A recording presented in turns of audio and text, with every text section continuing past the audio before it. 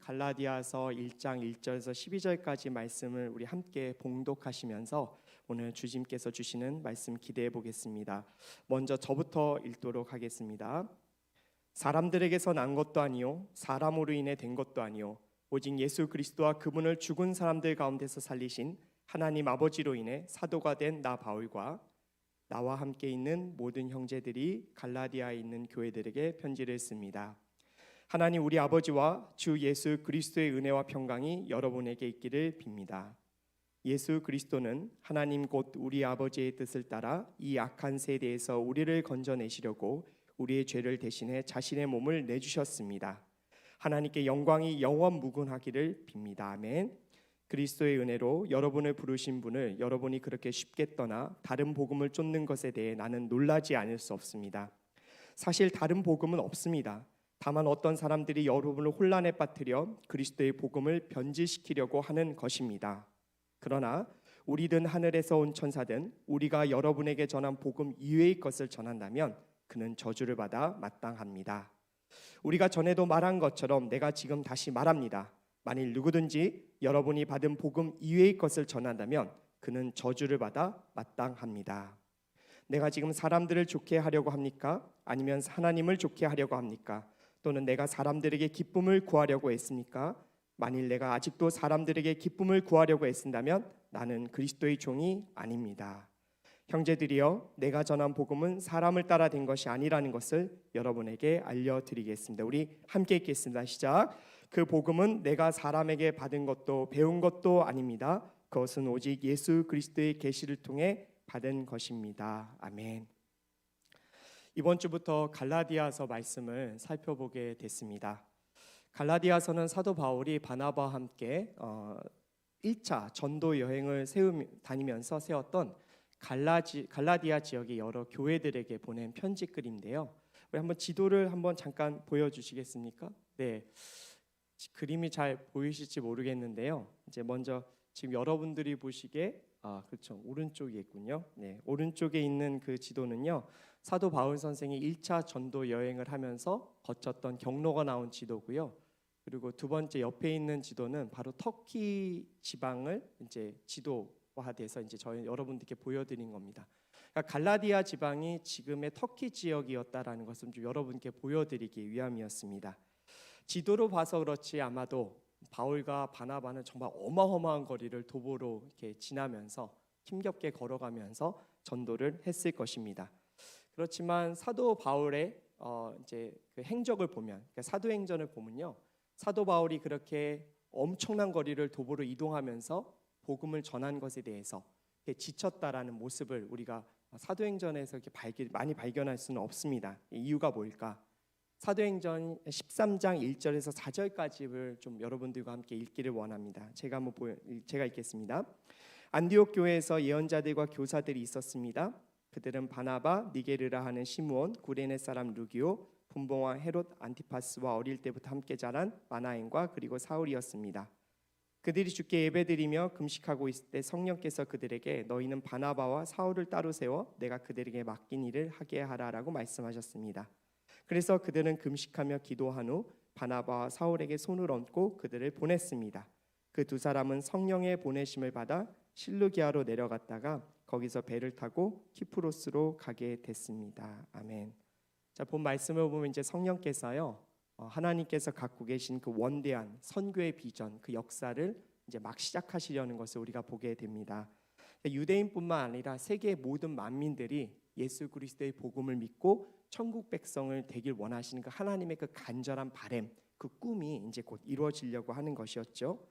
자, 이런 어마어마한 성령의 역사, 선교의 역사를 일으키실 때 성령님은 누구를 선택하셨는가?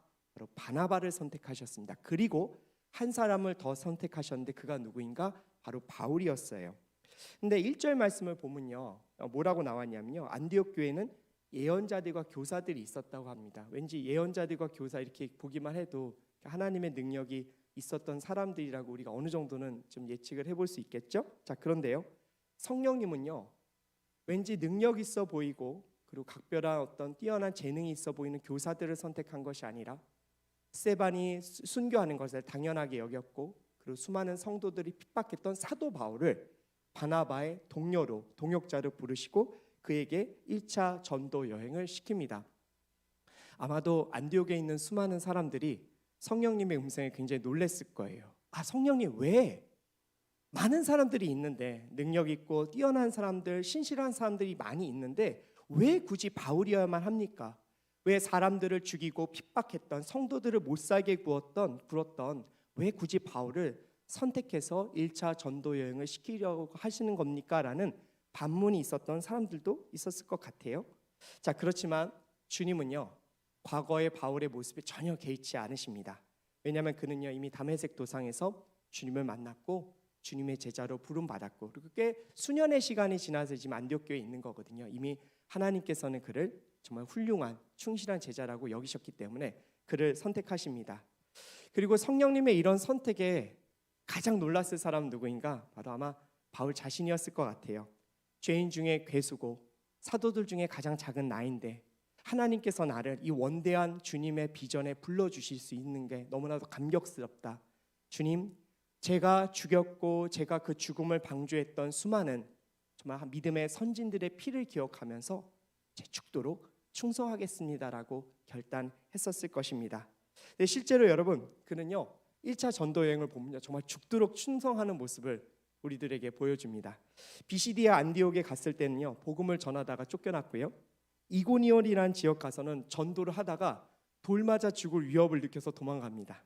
그리고 루스드라는 지역에 갔는데요, 거기서는요 걷지 못하는 지체 장애인을 만나는데 주님의 권능으로 그를 치유합니다. 그래서 순간적으로 잠깐이나마 신적 존재로 추앙받고 칭찬을 받죠. 하지만 돌에 맞아서 기절하는 일까지 발생을 합니다. 그래서 사람들이 바울이 죽었구나, 기절했구나, 그래서 이제 밖으로 끌고 나가죠. 그런데 끌고 나가서 버렸는데 다시 벌떡 일어나서 더베라는 지역으로 선교를 하러 갑니다. 여러분, 정말 바울이요 죽도록 충성했다는 것을 실제 보여주죠. 여러분, 인생에서요 주님의 콜링 예상하지 못할 때 우리에게 옵니다. 나는 정말 준비되지 않은 것 같고 나는 그 일을 할 수 없을 것 같은데 꼭 그럴 때 주님께서 우리를 부르실 때가 있죠. 여러분 청년들에게 권면합니다. 당연히 많이들 경험하셨겠지만 주님의 콜링을 여러분 청년의 때는 거부하지 마시고 한번 받아들이셨으면 좋겠습니다. 청년의 때만큼 주님의 콜링의 자유함으로 주님 앞에 나아갈 수 있는 그 시기가 별로 없기 때문에 그래요. 그래서 여러분들 한번 새로운 섬김, 또 새로운 환경으로의 또 전환들, 그리고 이 헌신의 자리를 주님께서 부르실 때 한번 그 자리에 한번 가보셔서 주님과 함께 꼭 동역해 보셨으면 좋겠습니다. 그리고 여기서 한 가지 살펴볼 게 있습니다. 뭐냐면요, 갈라디아 지역 사람들의 성정입니다. 이 갈라디아 지역을 이렇게 선교했던 1차 전도 여행을 가만히 지켜보면요, 이 갈라디아 사람들이 되게 복음의 마음의 문을 열었던 사람들이 많았던 것 같아요. 마음밭이 좋았던 것 같아요. 처음에 복음을 전하면 잘 듣습니다. 더 이야기해달라고 바울과 이제 바나바에게 요청하기도 합니다. 그래서요 사도행전 14장에서 사울의 전도 여행이 1차 마치게 되는데요, 마치고 나서 바로 안디옥 교회로 넘어간 게 아니라 바울과 바나바가요 그동안 정말 목숨 걸고 선교했던 1차 전도 여행 지역을 역으로 이렇게 돌아가면서 한번 그들을 격려하자라고 이렇게 그 여행을 역으로 가서 이제 안디옥으로 돌아가는데, 그때 무슨 말이 나오냐면요, 그 지역에 방문해서 제자들을 격려했다는 표현이 나옵니다. 분명히 말합니다. 제자. 네. 벌써 1차 전도 여행을 다 마쳤을 때 제자들이 있었다는 것을 우리들에게 보여줍니다. 여러분, 이것은 무엇인가? 복음의 문을 활짝 열고 그 말씀을 받아서 열매를 맺었던 실제 사람들이 많이 있었다는 것을 보여주죠. 그만큼 갈라디아 지역 사람들이 마음밭이 좋았다는 것을 증거해 줍니다. 자, 그런데 꼭 그렇지만도 않았던 것 같아요. 어떤 거였냐면요, 그 갈라디아 이 성도들은 아니었겠고 아마 그냥 복음을 좀 옅게 들었던 사람들 중에는요, 유대인의 충동질 때문에 막 바울과 바나바를 돌로 쳐 죽이려고 했었던 사람들도 실제 많았었습니다. 자, 바울 입장에서는 여러분 이러한 갈라디아 사람들의 성정을 보면서 뭐라고 얘기했을까요? 변덕이 심했던 사람들, 믿을 수 없는 사람들이라고 이야기했을까? 저는 그렇게 생각하진 않습니다. 아마도 바울은요, 여러분 과거에 자신이 했었던 일이 있었잖아요. 그만큼 수많은 사람들을 그 유대주의를 신봉하면서 많은 사람을 핍박했었던 자신의 과거를 돌아보면서 이 갈라디아 사람들을 정말로 긍휼히 여기고 실제 자신을 돌로 쳤던 사람들조차도 자식처럼 여기면서 그들을 영적인 자식으로 여기고 허물을 덮어 사랑했을 것 같습니다. 자, 이렇게 다이나믹한 1차 전도 여행을 마치고 안디옥 교회로 돌아왔는데 얼마 안 있어서 바울은 정말 식은땀을 흘리는 소식을 듣게 됩니다. 뭐였냐면요, 갈라디아 교회 성도들이요, 거짓 순회 교사들에게 정말로 그러니까 다른 복음을 전해 듣고 지금 진리의 길을 떠나고 있다라는 소식을 전해 듣게 됩니다. 바울 굉장히 걱정을 많이 했었을 거예요. 여러분 한번 가정해 보세요. 여러분들의 가족들이 열심으로 신앙생활을 하고 있고, 그 나의 사랑하는 부모님, 나의 사랑하는 동생, 형, 누나들이 신앙생활을 잘하고 있다라고 생각했는데 갑자기 연락이 온 거예요. 누구누구 성도 맞으시냐? 지금 당신의 가족들 중에 일부가 지금 신천지에 빠져들어가는 것 같으니 한번 조사해봐라. 이런 전화를 받게 되면 여러분 얼마나 마음이 힘들겠습니까? 아마 타들어갈 것 같아요. 자, 그런데요, 제가 여러분께 이 질문을 한번 드리고 싶어요. 여러분들의 가족들 중에 또 여러분들의 친구 중에 신천지 또는 다른 이단에 그들의 영혼이 지금 빠져들어가고 있다는 소식을 들으면 왜 가슴이 그렇게 미치도록 힘이 들까요? 이유가 뭐예요? 신천지를 믿으면 가출하니까? 이만희를 추정하니까? 네, 아마 그런 이유도 있을 거예요. 근데 여러분, 우리의 가족, 우리의 친지가 예수 그리스도가 아닌 다른 복음을 쫓아서 갈 때 우리의 가슴이 타들어가듯이 힘든 근본의 이유는 뭐냐면, 주님을 배반하고 다른 복음을 믿어서 떠나버리면 나중에 그가 어떤 형벌을 받게 되는지 알고 있기 때문에 그래요. 거짓 복음, 헛된 복음에 인생 빠져서 그렇게 인생을 험한하게 보내다가 죽는 그날, 여러분 그 영혼은 구원받지 못해요. 지옥에 가요. 여러분, 그래서 진짜 우리가 이단에 빠진 사람들 보고 안타까워하는 거 아닙니까? 여러분, 이거는 분명히 했으면 좋겠어요. 부인할 수 없는 사실이에요. 이단 종교에 빠져서 인생 허망하다가 죽게 끝내 돌아오지 않으면 그 영혼은 여러분 영원한 형벌이 있는 곳으로 가게 됩니다. 몇 주 전이죠. 제가 딸아이를 목욕시키다가 갑자기 아이가 저한테 아빠 나 배꼽에서 피나 그러더라고요. 그래서 바로 이제 배를 들춰보니까 정말 피가 나는 거예요. 너무 그때 깜짝 놀랐어요. 어떻게 됐냐면 이제 배꼽이 간지러우니까 제 딸아이가 이제 배꼽을 이제 후벼 파다가 이제 손톱에 이제 상처가 난 거죠. 근데 피가 줄줄줄 나오더라고요. 너무 깜짝 놀랐어요. 여러분들 이제 뭐 다 아시겠지만 아이들 배꼽에 난 염증은 정말 조심해야 돼요. 여러분, 제가 아는 집사님 아들은요, 산후조리원에서 탯줄 관리를 잘못해가지고 정말 그것 때문에 여러분 응급실 실려간 적도 있어요. 애 배가 부풀어 오르는 거예요, 염증 때문에. 근데 이거 조리원에서 잘못 관리를 하는 바람에 응급실 갔더니까 주치의 선생님이 보시면서 도대체 왜 지금 왔냐고. 그래서 아이 배에 상처 내서 거기 있는 고름 다 집어내는데 선생님 하셨던 말씀이, 아이한테 지금 쓰는 항생제가 만약에 맞자면 아이 죽습니다. 이거 염두하시고 치료받는 걸로 합시다 하면서 정말 위급하게 치료했던 적이 있었습니다. 그러니까 그걸 알고 있다 보니까 아이 상처 본 날 뭐 제가 정신이 없었죠. 뭐 아이 목욕이고 뭐고 다 이제 정리해버리고 아이 들쳐매고 야간에 하는 소아과로 이제 뛰어갔습니다.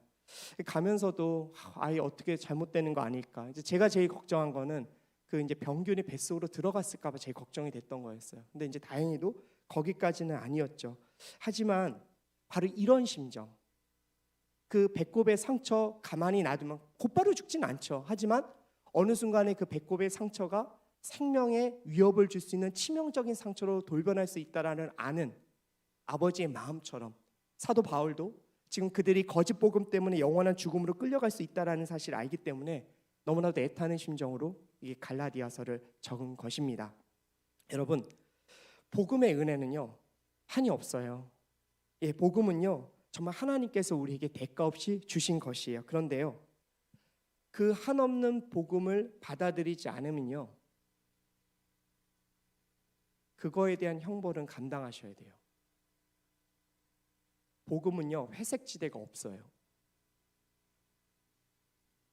복음을 받든지 복음을 받아들이지 않던지 둘밖에 없어요. 근데 여러분, 복음의 대가, 그 하나님의 은혜는 너무나도 크지만 그것을 받지 않은 것에 대한 영원한 형벌은 그가 감당을 해야 됩니다. 그리고 또 있어요. 성경에는요, 역사의 종말이 있다라고 얘기합니다. 역사의 종말이 있고 개인의 종말이 있거든요. 여러분, 이 말은 뭐냐면요, 예수님께서 한 사람을 향해서 복음을 들려주고 그가 복음에 돌아오기까지 영원한 시간을 줄 수 없다라는 거예요.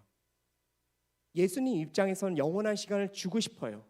그렇게 해서라도 복음에 돌아오길 바라시죠. 그런데 역사의 종말이 있기 때문에, 그 개인의 종말이 있기 때문에 주님께서 아무리 그 시간을 늘려주시려고 해도 그러실 수 없다라는 점이에요.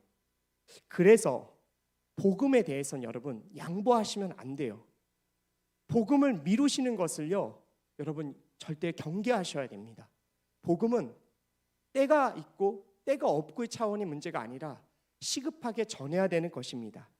여러분들, 제가 계속 여러분들 설교 때마다 복음을 전하라고 여러분들 말씀하시죠. 여러분, 인간적인 목회자의 어떤 욕심 때문에 여러분들한테 말하는 거라고 여러분 생각 안 하실 거라 믿어요. 여러분, 그런데 목회자가 여러분들께 계속 전도하라, 계속 복음을 전해라고 하는 것은 어쩌면 하나님께서 여러분들에게 주시는 사인인지도 몰라요. 왜 복음을 전하지 않느냐, 왜 그 복음을 속히 전하지 않느냐라는 주님의 어쩌면 여러분들을 향한 정말 강력한 메시지일 수도 있어요. 여러분, 아직 믿지 않는 가족들, 믿지 않는 친구들, 믿지 않는 형제들이 있다라면 복음을 전하십시오. 전 여러분들이 그럴 때 정말 주님의 사람으로 쓰임받는 것이라고 확신합니다. 자, 갈라디아서 1장 1절과 2절 말씀 제가 읽도록 하겠습니다. 사람들에게서 난 것도 아니요 사람으로 인해 된 것도 아니요 오직 예수 그리스도와 그분을 죽은 사람들 가운데서 살리신 하나님 아버지로 인해 사도가 된 바울과 나와 함께 있는 모든 형제들이 갈라디아에 있는 교회들에게 편지를 씁니다. 자, 1절 말씀에서 사도 바울은요, 갈라디아 지역 교회 성도들에게 자신의 사도권을 먼저 주장합니다. 자, 왜 그랬을까? 거짓 교사들이 거짓 복음을 전하면서 갈라디아에 있는 성도들에게 사도 바울의 사도권을 공격했던 것 같아요. 여러분들에게 복음을 전했던 바울이라는 자, 알고 보면 사도 축에 끼지도 못합니다. 사도는 예수님의 공생애 또한 같이 있었고 그분의 십자가와 죽음과 부활과 승천까지 다 봤던 사람들인데, 사도 바울은 그러지도 못했고요, 오히려 스데반 같은 정말로 귀한 집사님을 죽이기까지 했던 사람인데 어떻게 그 사람이 사도일 수 있겠습니까? 라는 식으로 그를 공격했던 것 같습니다. 그래서 바울은요, 편지 서두에서 가장 먼저 사도권을 변호합니다. 근데 왜냐하면 여러분, 이거는요 개인의 명예만 달린 일이 아니었어요. 왜냐하면 바울의 사도권이 무너지게 되면 뭐가 문제냐면, 그동안 갈라디아 지역을 돌면서 복음을 전파했던 것에 대해서 정말 이 모든 것들이 무효화될 수 있는 거거든요. 그래서 사도권을 가장 먼저 주장했던 것입니다. 자, 그리고 나서 바울은요, 영적인 자녀들인 이 갈라디아 성도들을 아주 따끔하게 책망을 시작합니다. 4절과 5절 말씀인데요, 우리 4절과 5절 말씀 함께 읽도록 하겠습니다. 시작. 예수 그리스도는 하나님 곧 우리 아버지의 뜻을 따라 이 악한 세대에서 우리를 건져내시려고 우리 죄를 대신해 자신의 몸을 내주셨습니다. 하나님께 영광이 영원 무궁하기를 빕니다. 아멘. 청년 여러분, 바울이요, 영적인 자녀들인 갈라디아 성도들을 책망할 때 가장 먼저 이야기한 게 무엇인가? 십자가 복음이었어요. 십자가 복음을 가장 먼저 선포합니다. 여러분, 복음은요 영어로 굿뉴스예요. 그런데 세상에는 굿뉴스 정말 많아요. 비트코인이 언제 오를 것이다, 주식이 언제 오를 것이다, 이렇게 투자만 하면 당신들 안락하게 살 것이다. 여러분, 이거는 모두 다 세상의 굿뉴스예요. 그런데 이거는 세상에서만 유한한 굿뉴스예요. 우리의 생명을 영원까지 책임져 주는 굿뉴스, 복음은 아니에요. 그러면 세상에 수많은 떠도는 이런 굿뉴스라는 것과 예수 그리스도의 생명의 굿뉴스를 딱 구별하는 기점이 딱 하나 있어요. 무엇인가? 십자가에 달리신 예수 그리스도가 바로 그것을 정확하게 구별해 줍니다. 다시 한번 말씀드립니다. 십자가에 못 박혀 몸부림치면서 피 흘려 돌아가신 예수 그리스도의 그 보혈이 이 땅에서 정말 흘러넘치는 모든 굿뉴스를 정리하고 생명과 죽음을 딱 구별해주는 분기점이 되는 것이 바로 이 십자가 복음입니다. 여러분, 저도요, 사람들에게 복음 전하면서 제일 불편한 게 뭔 줄 아세요? 여러분, 복음 전하면서 제일 불편한 시점이 어디예요? 십자가에 달리신 예수 그리스도 말할 때가 제일 힘들어요. 십자가에 달리신 주님을 말하는 것이 정말 쉽지가 않아요. 복과 번영만 얘기해도 지금 신앙을 가질까 말까 하는 사람들한테 이 예수님께서 십자가에서 고통당하시면서 당신 때문에 돌아가셨다는 이야기를 하는 거는 정말 매력적이지가 않아요. 그래서 여러분, 복음 전하는 게 어려운 것입니다. 그런데 4절에서 이 바울은요, 갈라디아 성도들을 책망하면서 가장 먼저 이 십자가 복음을 이야기하는 거예요. 너희 죄 때문에 십자가에 달려 돌아가신 예수 그리스도를 어떻게 그렇게 빨리 잊을 수가 있느냐? 그분의 피가 없으면 우리가 죄 사함을 받을 수가 없는데 어쩜 너희는 그렇게 빨리 잊고 다른 복음을 쫓아갔냐라고 이제 정말 사도 바울이 막 통탄을 하는 것이죠. 여러분, 복음 전할 때요, 친절하게 전하세요. 나이스하게 전하세요. 그런데요, 여러분, 이 시점, 제가 아까 전에 말씀드린 거 눈 똑바로 뜨고 그 사람에게 얘기하셔야 돼요. 너의 죄 때문에, 우리의 죄 때문에 예수 그리스도가 십자가 못 박혀 돌아가셨다. 여러분, 이 이야기는요, 참 불편한 얘기지만 여러분들이 복음 전하는 대상자한테 뺨따구를 맞아도 여러분, 이 이야기는 똑바로 해줘야 돼요. 실실 웃어가면서 진지하지 않게 그냥 예수님이 십자가에 못 박혀 돌아가셔서 그렇게 얘기하시면 안 돼요. 여러분, 이 지점이 가장 중요하거든요. 예수 그리스도의 복음을 받아들이냐 못 받아들이냐, 여러분, 이 분기점에서 갈려지기 때문에 그래요. 그래서 여러분, 그분들의 손을 붙들어도 우리가 죄인이다, 하지만 그분이 우리를 위해서 돌아가셨다라는 이 증거를 반드시 해야 합니다. 여러분, 이 증거를 할 때 여러분들의 복음의 능력이 살아나는 거예요.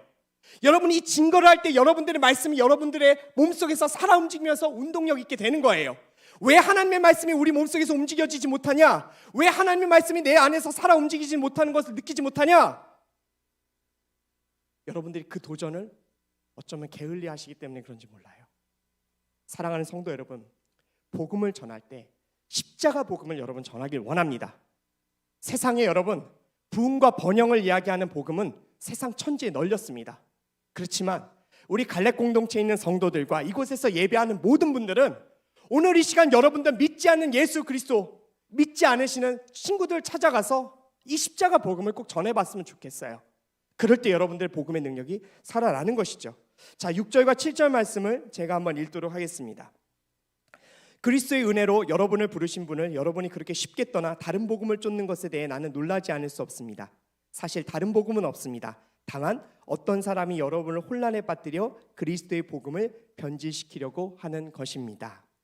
자, 놀라지 않을 수 없다. 여러분, 이 의미가요, 이 단어가요, 신약 성경에 한 2군데 정도 나오는데요. 첫 번째는 예수 그리스도의 그 제자들이 배를 타고 가다가 호수에서 폭풍 만난 적 있었죠.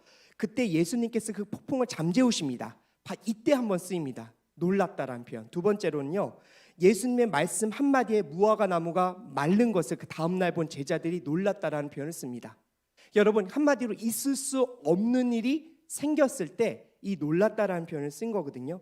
그러니까 여러분, 바울 입장에서는요, 어떻게 너희들이 이렇게 빨리 쉽게 다른 복음을 쫓아갔냐라 도저히 믿을 수 없다. 지금 여러분 이렇게 강조를 한 것입니다. 그리고 또 6절 말씀에서 이 떠났다라는 표현이 있죠. 이건 여러분, 군대에서 군인이 무단 이탈했을 때, 탈영했을 때 사용되는 단어라고 합니다. 그러니까 한마디로 바울 입장에서는 갈라디아 성도들, 너희들이 주님을 잊어버리고 그리고 외면하고 다른 복음을 쫓은 것을 도저히 받아들일 수 없다라는 것을 인정할 수 없다라며 성토한 것이죠. 자, 그렇다면 여러분, 갈라디아 성도들을 이렇게 단순히 미혹했던 그 다른 복음이라는 게 뭘까? 이것은 거짓 교사들인 유대주의자들이 가르친 것입니다. 그러니까 그들은요, 이방 신자들이 구원을 얻으려면 예수님도 믿는데 그것과 더불어서 할례를 받아야 해, 이렇게 강조한 거죠. 그러니까 여러분, 이게 뭐냐면요, 믿음 플러스 알파예요. 잘 믿어. 그런데 그것만은 부족해. 너희들은 이방인들이잖아. 우리 유대인들은 태어날 때부터 할례를 받는데 이 할례는 모세 때 하나님께서 우리들에게 주신 너무나도 중요한 율법이야. 너희들이 완벽한 구원을 이루려면 이 할례를 받아야 돼라는 식으로 이야기한 것이죠. 그러니까 믿음 더하기 알파라고 이제 이야기를 한 건데 바울은 여기서 격분한 거예요. 구원이라는 게 믿음의 행위로 얻어지는 것이 아닌데, 보상으로 얻어지는 거 아닌데, 유대주의자는 바로 그 부분을 지금 훼손하고 그 진리를 훼손하고 있기 때문에 사도 바울이 이렇게 열을 내면서 이렇게 편지글을 쓴 것입니다. 사랑하는 여러분, 이게 진짜 이 복음을 이단들은 참 변질시키려고 많이 노력을 해요. 정말 대단해요. 그 노력들을 보면요. 저도 며칠 전에 우리 바이블 아카데미에서 그 이단 종교 강의 관련된 걸 좀 제가 보았습니다. 보니까요, 뭐 예를 들면 신천지 같은 경우는 여러 한국에서 있었던 이단 교주들의 논리와 심지어는 그 민간 신앙, 무속 신앙에서 나오는 그 교리까지 전부 다 붙여가지고 만든 것이 바로 신천지 교리라고 하죠. 차라리 예수님을 부정하고 하나님을 부정해버리면 우리가 구별하기가 쉬운데, 이렇게 거짓 복음들은요, 다른 복음들은요, 진짜 복음을 그 끝을 훼손시키고 변질시켜서 우리를 유혹을 하는 것이죠. 하지만 성경에서는 분명히 그들을 분별할 수 있는 메시지를 우리에게 주고 있어요. 요한일서 4장 2절과 3절 말씀을 제가 읽도록 하겠습니다. 여러분이 하나님의 성령을 알아보는 방법은 이것입니다. 곧 예수 그리스도께서 육체로 오신 것을 시인하는 영은 다 하나님에게서 나온 영입니다. 그러나 예수를 시인하지 않는 영은 모두 하나님에게서 나지 않은 영입니다. 이것은 그리스도를 대적하는 영입니다.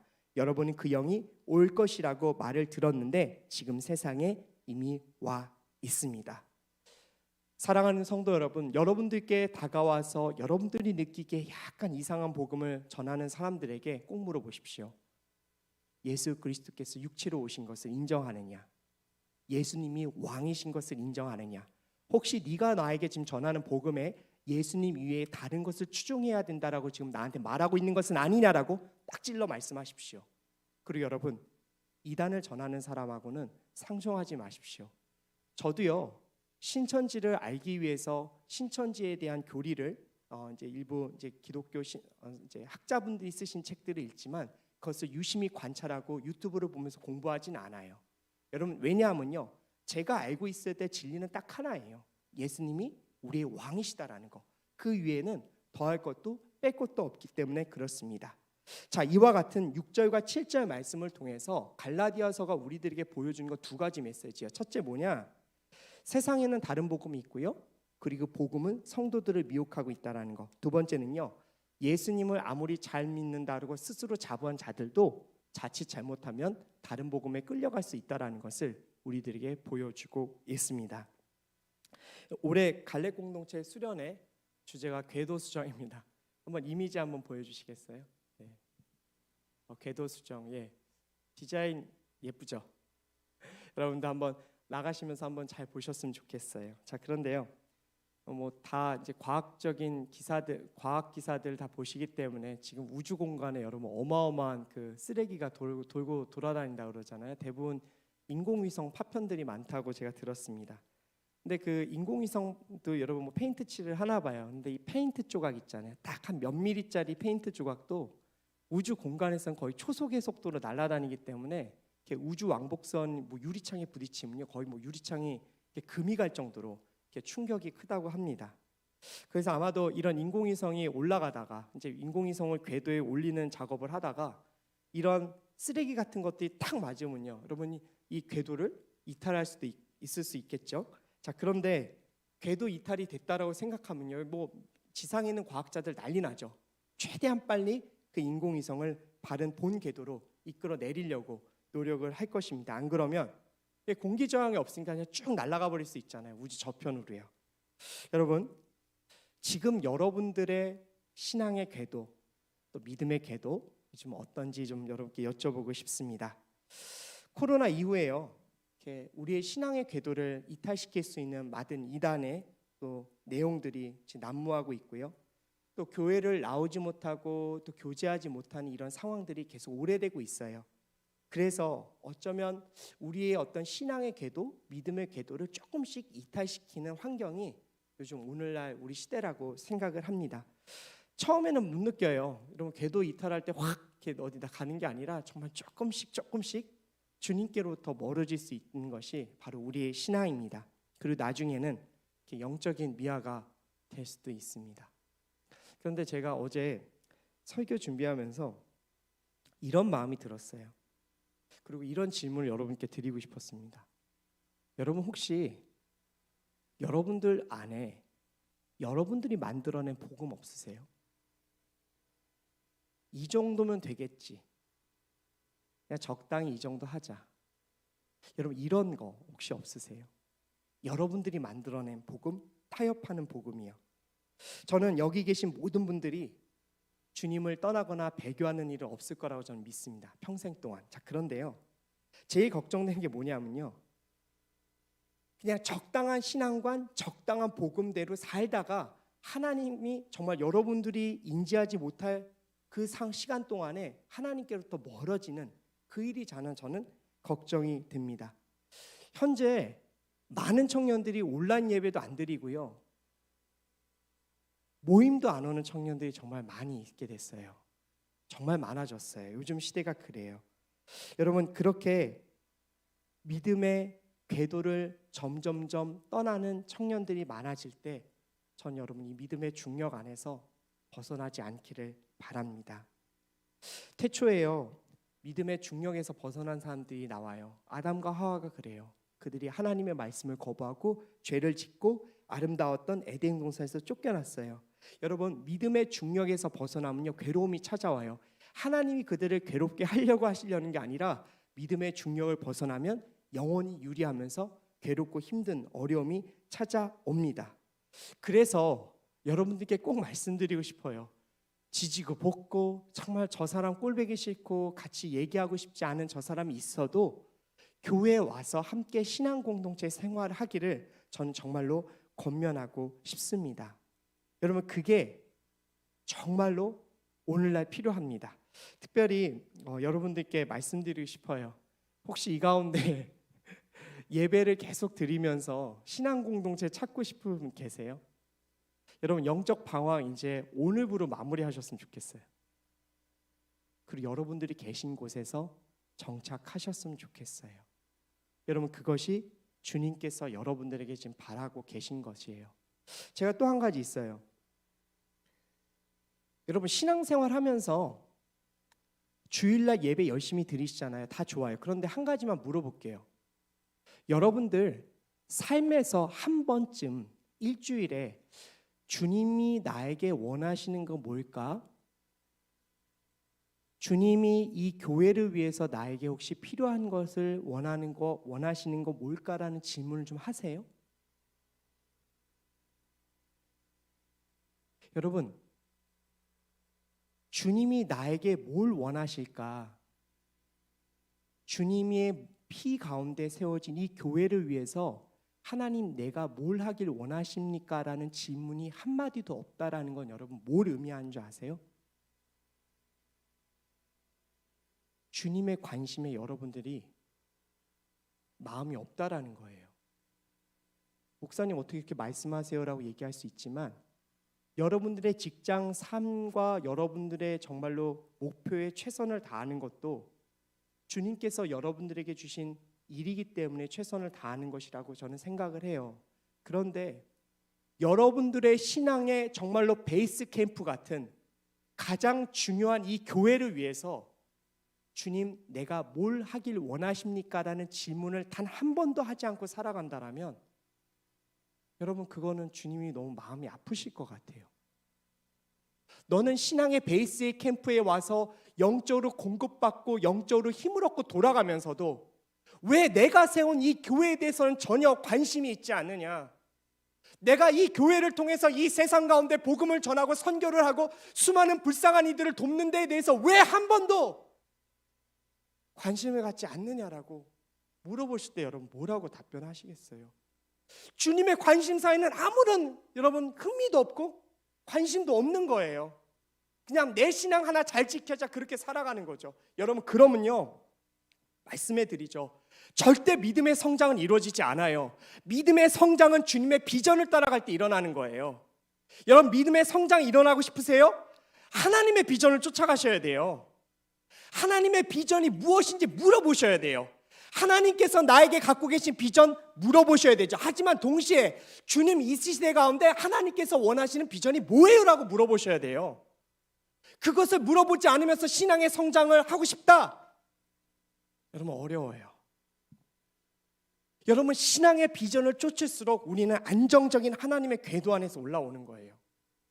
근데 여러분 그렇게 한 번도 묻지 않고 그냥 살아간다면 어쩌면 여러분 우리는 주님께서 주신 원대한 하나님이 주신 그 아름다운 꿈을 전혀 소유하지 못하고 살아갈지 몰라요. 여러분 저는 사실 갈라디아 말씀은 다른 복음을 쫓아서 가는 배교하는 이들을 향한 경고라고 생각을 해요. 하지만 저는 여기 있는 모든 분들이 절대 그럴 거라 생각하지 않아요. 오히려 여러분들의 신앙의 비전이 더 넓어지고 이 교회를 위해서 여러분들이 할 일을 찾고 믿음의 영적 성장을 더욱더 이뤘으면 좋겠어요.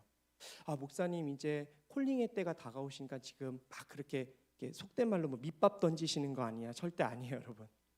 여러분 온누리교회는요 하나님이 이끌어 주세요. 갈렙 공동체는 하나님이 이끌어 주실 거예요.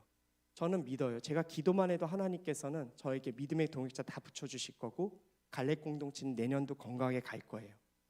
근데 여러분 한 번쯤 하나님이 원하시는 것을 물어보면서 그 신앙의 길을 걸은다면 전 여러분들이 더욱더 영적인 궤도를 잘 잡아서 갈 거라고 믿습니다. 이제 8절과 9절 말씀 보도록 하겠습니다.